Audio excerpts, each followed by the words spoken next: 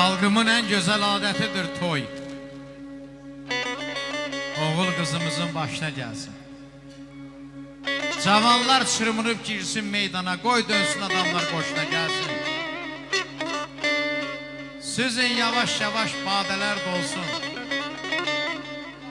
Ürəyi paxıllar sarasın, solsun. Hamı bir-birinə qoy arxa olsun. Bu toy məclisi bütün subayların başına gəlsin. Amin. Amin. İstədim bir dəstə gül verəm sana. Gördüm güllərin arasındasan.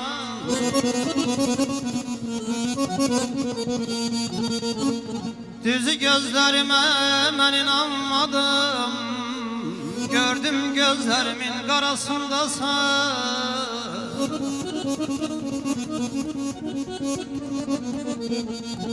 Hayalım göyləri gəzi dolandı.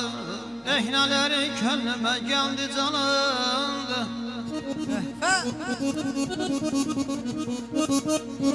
Dedim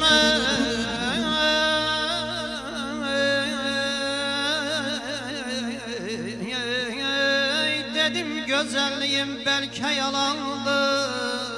Gördüm ulduzların sırasındasan. Bilmediğim sevinizdi yoksa qəmdi mi?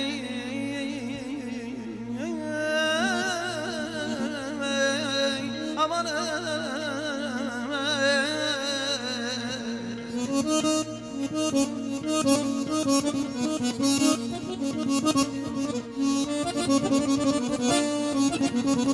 bilmedim sevinizdi yoksa qəmdi mi? Xəyalən ikiyə böldüm qəlbimi.